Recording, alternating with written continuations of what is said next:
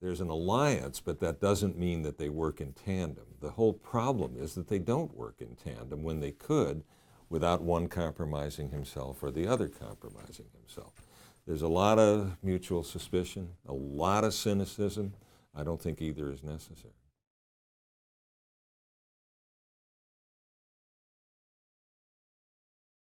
If I right this minute worked for a newspaper like the Washington Post and I called a United States senator, not a famous one, just a United States senator, and said, I want to interview you, Senator.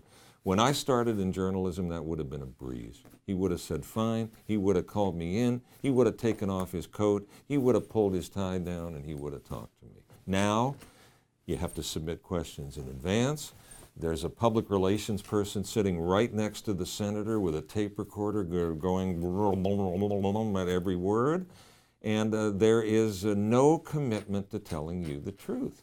There's no ability to drive a developed conversation.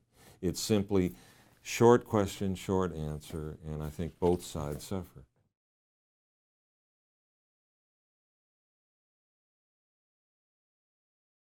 Yes, they can repeat talking points to the point where it isn't a question of the pure truth of what they're saying, it's how that seems on television and on the internet. And that certainly washes back on serious reporters in a way that isn't healthy for the reporters, the public, or the people who are being covered.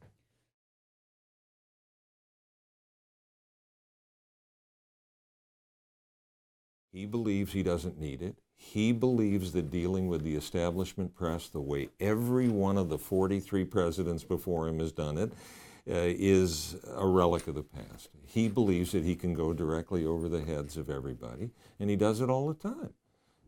He is, in some ways, an administration of one, and he always has been. That's his style. He's kind of a loner of a guy. He's not a mix-it-up politician.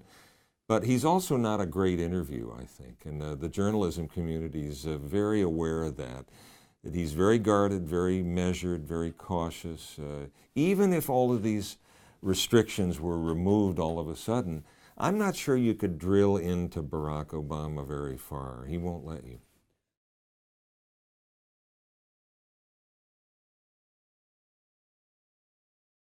The effect is not only that the readers and viewers get shortchanged, and in some ways his administration gets shortchanged, it's also that the process gets shortchanged. When reporters are shut out, when they're shut down, when their time with him is truncated, when their access is extremely limited, that tends to play into the Twitter sphere idea that you can actually converse sensibly about complicated topics in 20 seconds. I don't believe you can. I think there should be longer form journalism, not shorter, but you can see what color my hair is.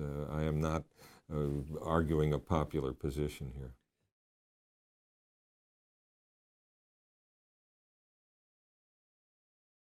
There's a great reason to be optimistic, and that reason is young millennials who are educated and who are involved in the world.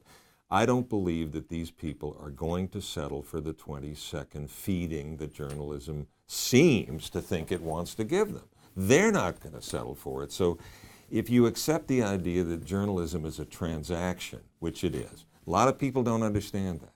They think journalism is rained down on the unsuspecting masses from 30,000 feet, and they got nothing to say about it. It's like a horror movie. Ah, here comes the news.